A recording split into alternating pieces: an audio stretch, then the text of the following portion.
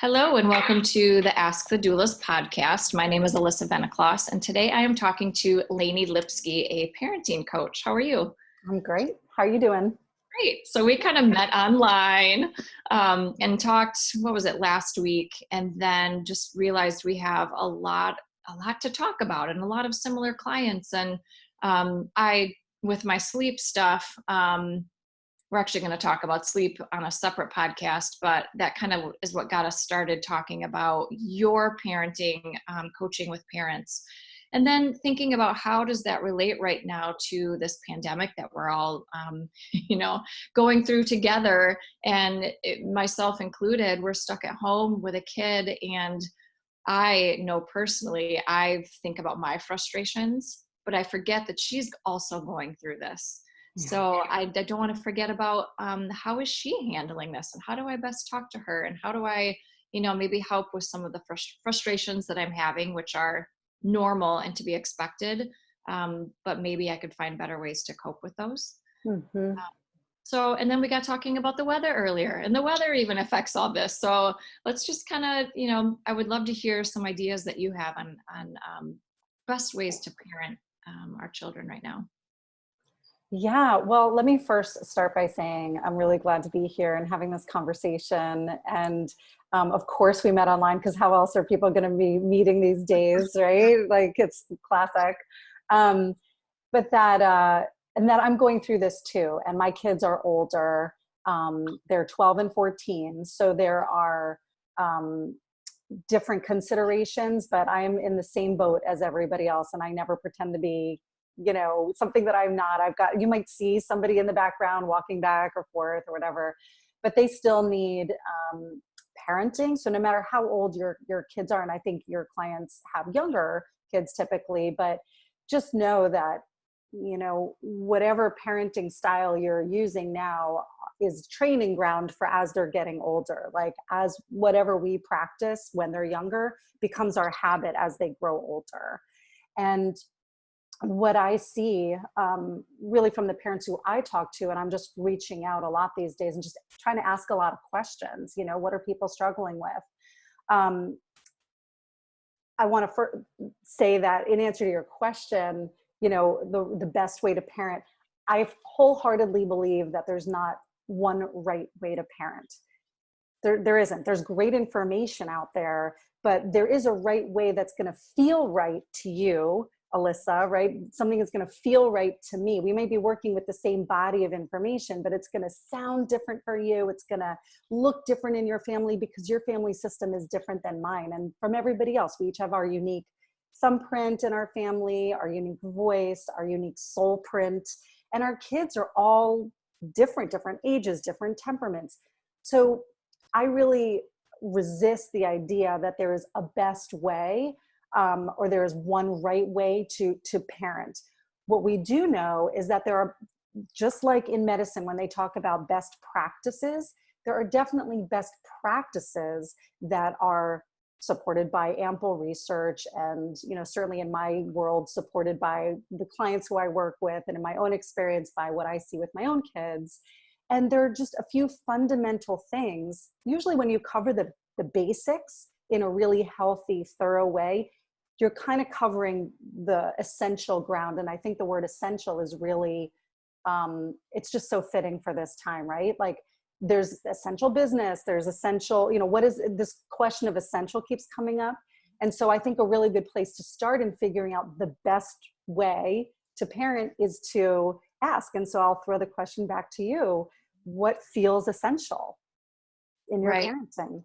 Right. So, right now I feel like we've got so much extra thrown at us. I'm now a teacher, which I've never had to be a teacher before. So right now her education is essential.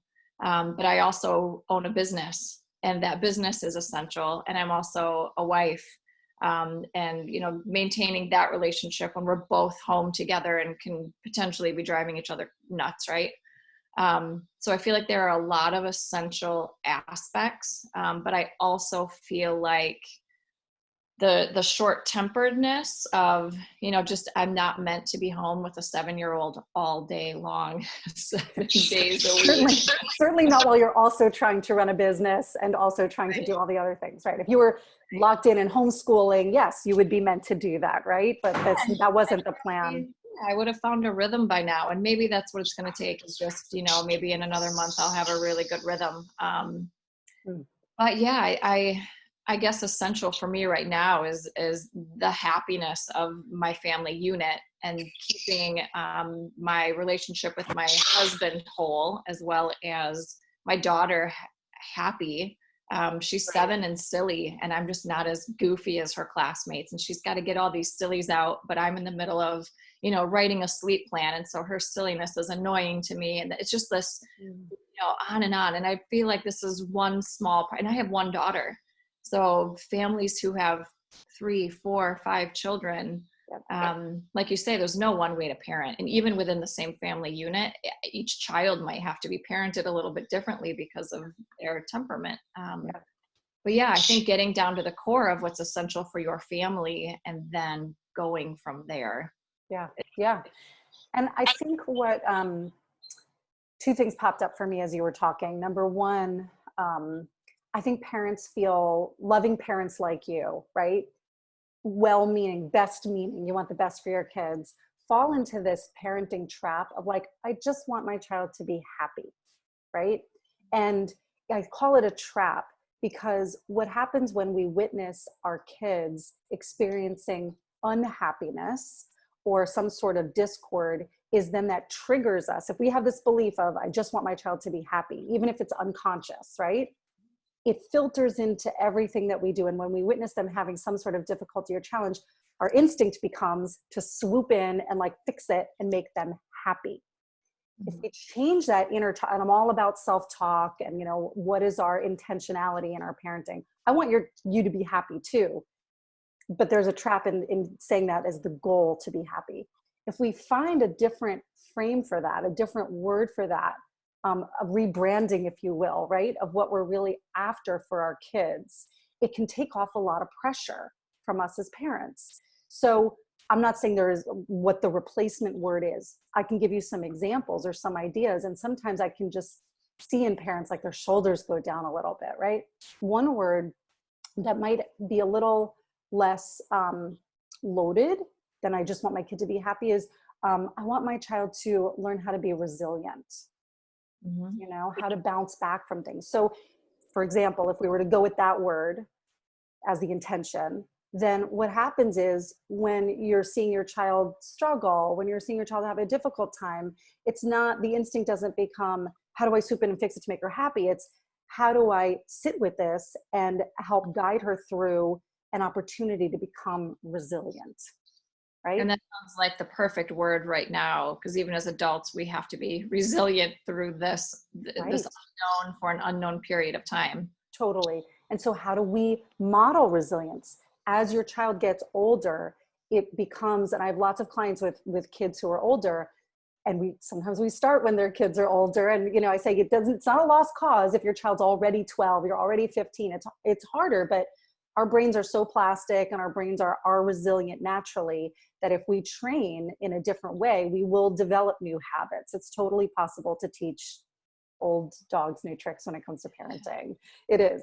So I'm a full believer in positive psychology in that way, and training, right? And work. So when as your kids are getting older, it becomes more and more important for us as parents to be modeling for them what it looks like to be that thing that we want them to be. Because I guarantee you, by the time your child is 7, maybe even younger, if you were to ask her in any particular moment, what am I going to say to you right now? You've said that thing, whether it's time for bed or it's time to brush your teeth or it's time to whatever, get your shoes on. I guarantee you she will know what you're going to say in 99%. She already does that to me. Right. Absolutely. Right. She'll tell me before she asks a question. She already knows my response. So she'll preface it. I know you're going to say no. Right. I know you're going to say maybe, but I'm going to ask, right? So good. That means you've been doing your job of being consistent and a consistent messenger, consistent salesperson of your values and where you stand. So she knows where you stand. That's awesome. then what becomes a slow but steady and sometimes really challenging journey for parents is to just start modeling these things and to start shifting the focus back to ourselves, which is very counterintuitive because we spent so long so enmeshed with them, right? Parenting is like the ultimate like enmeshed relationship, slowly untangling so that we find the boundaries between us and them, so that they're actually seeing what we want them to be receiving. Does that make sense? Yeah, if they can sense our anxiety and our nervousness and maybe our fears with what's going on right now. So I like that, take a step back and say, how am I going to react to this? Because I know she's watching or they're watching. They are watching. They're learning how to react by Right. watching us react. Right. And so another level to the answer of your question of how best to parent would be, how are you parenting yourself right now? What are the messages and all the things that go into it, right? What's your self-talk in how you're handling your own stress? What is your self-care? These are the pillars of what I teach, right? Self-talk and self-care, self-regulation, right? And then having the outer skills to be actually helping your child navigate some of these things. But if you're just saying the things and you're not doing the things that you know are going to be helpful, then it's going to fall flat and it will fall on deaf ears eventually. Mm-hmm. So an example, let's talk about your, that you can't be silly and you're trying to work, right? And she's trying to be silly and it's like, it's probably annoying to you, right? If we're going to be honest. Right. And it gets frustrating because you're trying to get stuff done and you can't feed that need that she has to be silly, right?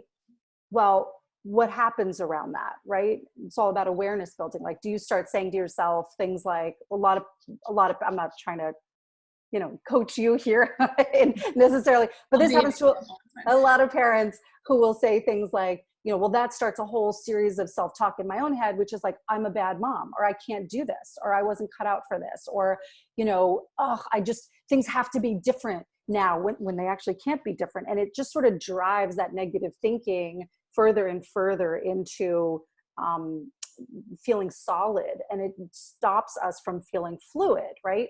So, and it closes us down to what is possible. So is it possible for, I always ask, what is possible?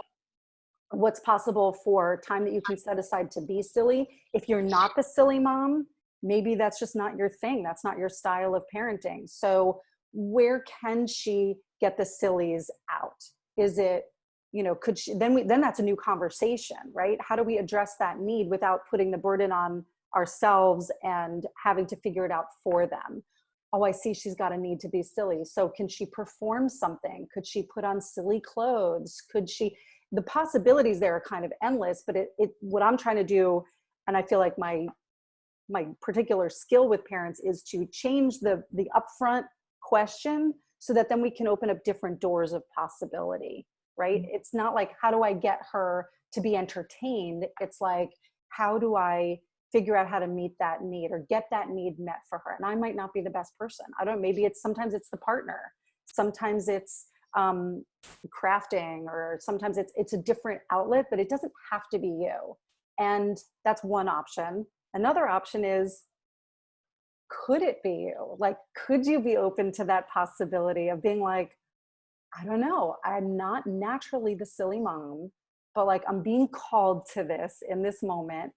Could I, put some boundaries around work and explain to her, once I finish this, or maybe try to be silly first. Maybe her silliness, her call, her invitation to be silly will actually help your work. Mm-hmm.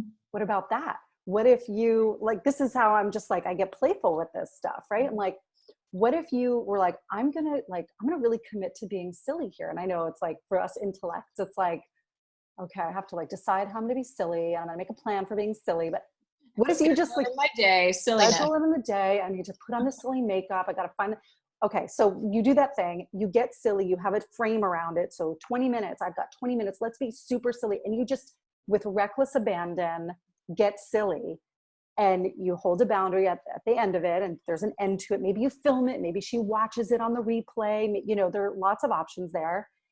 And then I'd be curious, this is a genuine curiosity, I'd be curious how your work was then informed by that. Mm-hmm. What light, what lightness would be brought to it? What more fun would you be bringing to your work, and how would that manifest itself in the outcome of your work itself? How much more fun would you have working if you just had like a half-hour playtime beforehand? And it truly, that's all it takes. 20 to 30 minutes is a lifetime to kids. You know, they don't know if 20 minutes is any different than 2 hours. I mean, granted, she'd love to hold my attention for 2 hours.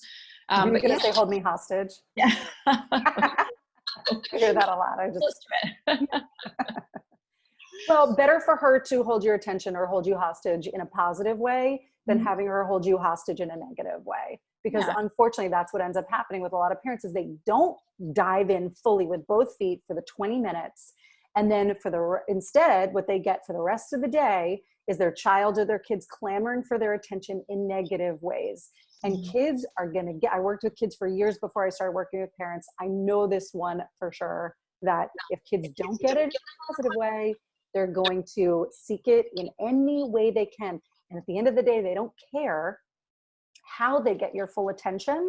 So they're going to do whatever it takes to get it. And if that means that the only time that you, and I say you as a universal you, not you, Alyssa, but you, the only time you put down your phone and you look at them is because you're so mad and you're so frustrated that that's the only time you are making full eye contact with them, putting your full attention on them, I guarantee you that is going to feed their association with, this is how I get mommy or daddy's full attention. Mm-hmm. Does that make sense? Yeah, it does. So for a parent with 4 children, that just means they might need to take some time, you know, depending on the age of the children, I would imagine, 20 minutes each, or maybe if there are 2 that are similar ages, you give 20 to 30 minutes to those 2 at the same time, but that just maybe takes a little bit more planning for somebody with more children to try to give them some dedicated time each day. Yeah. And so this is a really unique time to be figuring all this out. And I kind of get resistant around being like, schedule this, then schedule that, and schedule that. And I'm really more of a fan of having rhythms in the day. So like sort of a playtime, and then there's a downtime, and then there's an alone time, and there's a together time, but figuring out what rhythms. Some kids want to be alone in the morning. Some kids want to be alone later in the day. And you really have to know your kid. But when it comes to having multiples, so let's just say you've got 2, 3, or 4 kids, right? Or twins. I said multiples, so it could be twins too.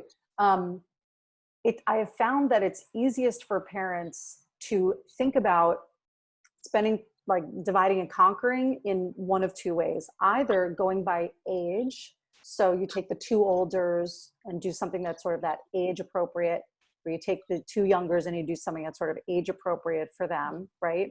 That's usually how people do it. But another way to think about it is to take them, if you can, by temperament.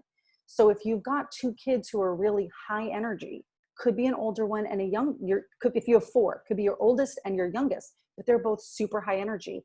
It might be easier on the parent to take them as a pairing. And if your middle 2 are quieter, more sedentary, to pair it that way. Yeah, that's a great. A lot of different ways I call it just dividing and conquering, and tag teaming. If you have a partner and the schedules are aligned, you can make it happen. A lot of us have been fed and therefore feel guilty when we don't have this perfect notion of like everybody spending family time together. Family time doesn't have to be everybody all together doing the same thing in the same place. Family time can be very, very well spent separating, tag teaming, I call it, dividing and conquering, whatever, doing your own thing, doing what feels best to each pairing. Having the parents flip around from time to time is a good idea too, mixing up, and then all coming together. And then suddenly you find you're sitting at dinner and you've got more stuff to talk about. Even if the afternoon playtime session is, say, 20 minutes and one parent takes 2 and the other parent takes 2, and you watch something different, or you're doing a different puzzle, at least there's been a different kind of experience, and you're not all in the same experience at the same time, because then there quickly becomes nothing novel to spark the conversation or to keep the energy new. It's like the same people at the party, the same people at the party all night long. It's fun when new people arrive. Yeah, you can talk about what the other group did, and then you can actually enjoy the time in segments together but apart, because you're not constantly trying to wrangle this one kid who doesn't want to do the puzzle, who wants to play outside, and it just becomes this chaotic, more of a hassle.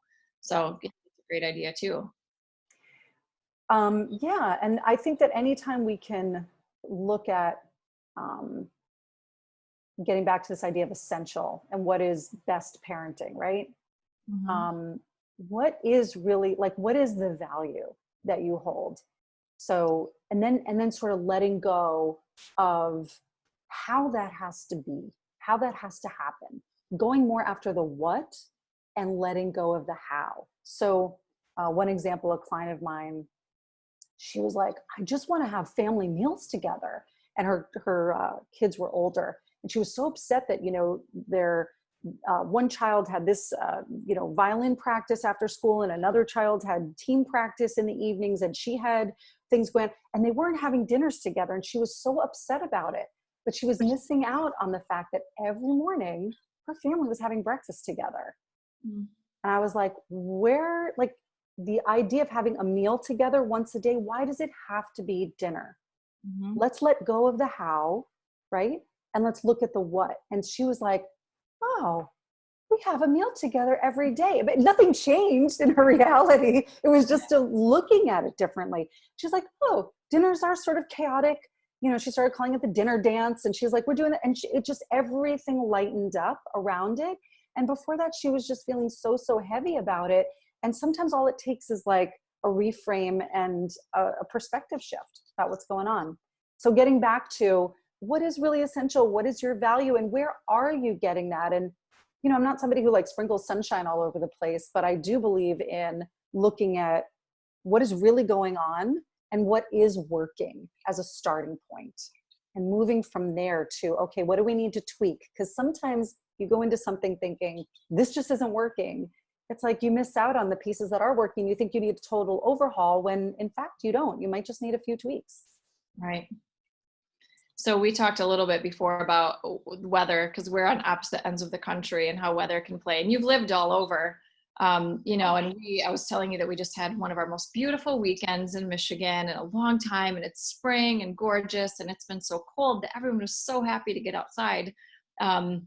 Whereas you have kind of beautiful weather all the time. So it's like you take it for granted, and these little things. People are like, oh my gosh, it's raining. Will we ever see the sun again? And you're like, yep, tomorrow. We'll see the sun tomorrow.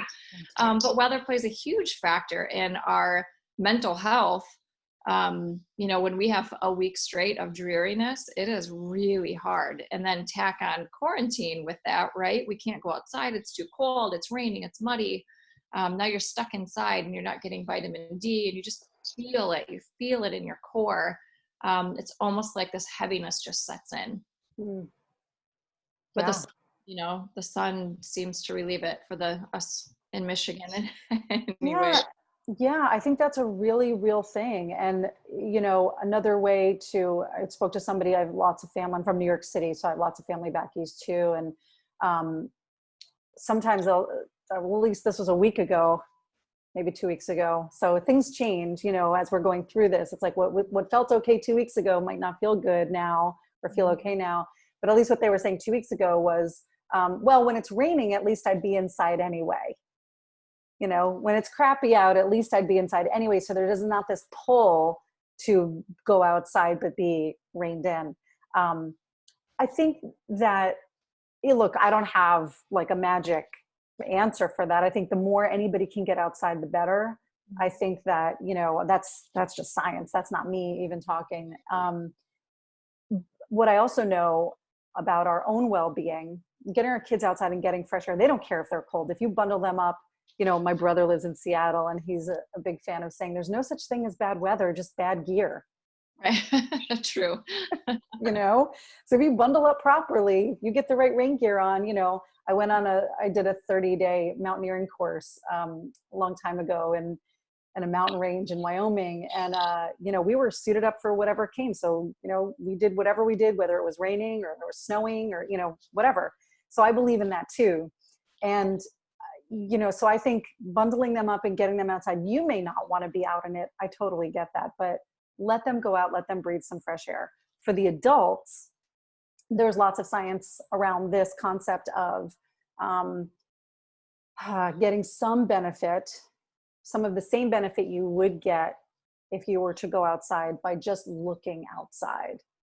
So if you position yourself near a window, if you have a view, you know, I know people like my family in New York City, sometimes the view is a brick wall, like that might not feel so good. But watching a nature video is not the best, but it's better than nothing. And just something that's going to release that, Oxycontin, not Oxycontin, thank you. Oh my gosh, that's a whole other epidemic.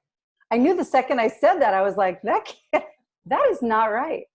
I think I was so concerned with mixing it up that like, you know what I mean? Like you get so concerned. Like, of course I'm going to say the wrong one. Yeah. I'm going to say the wrong word. Of course. Oxytocin. You can't, whatever you can do to get that release is going to be helpful for you. So yeah, on a dreary day, you know, watching a nature video, absolutely take that in. You know, there's a reason why they play a lot of those nature videos in waiting rooms and doctors' offices, right? To just like have people chill and relax, or listening to nature sounds on your, you know, your radio station or your Alexa or whatever you've got going on at your house, and just having that as the backdrop for your home can be a very soothing thing to do. And again, I'm not saying that will solve the issue, but it's better than nothing. Right. Well, I think this is really helpful stuff. Is there anything else that, you know, just a parent right now going through this that you would love for them to hear or know? And then tell them how to get a hold of you too. I mean, even though we're on opposite ends of the country, I feel like virtual support is just kind of the thing right now. So we can support people anywhere. For sure. And I have an online course designed for just that. So yeah, I think what I want to tell parents is to remember that you're not alone. And as trite or as cheesy as that may sound right now, it's really important to remember to universalize what you're going through.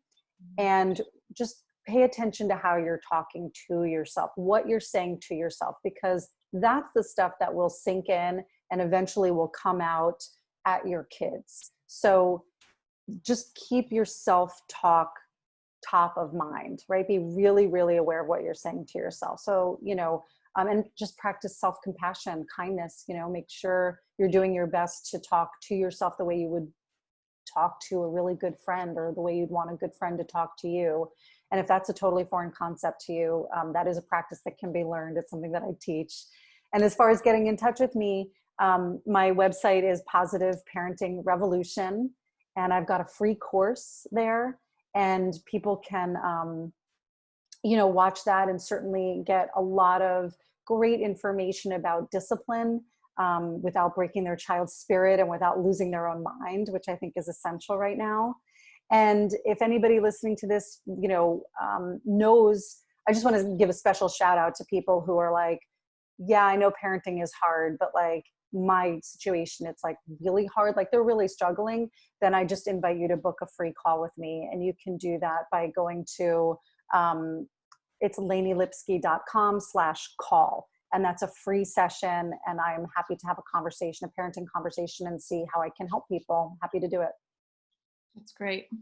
Well, thank you so much for joining. We will have another podcast after this. We're going to talk about sleep and parenting. Awesome. Sounds great. Can't wait. Thanks for listening, everybody. You can find us at goldcoastdoulas.com. We are on Instagram, Facebook, and you can find this podcast on iTunes and SoundCloud.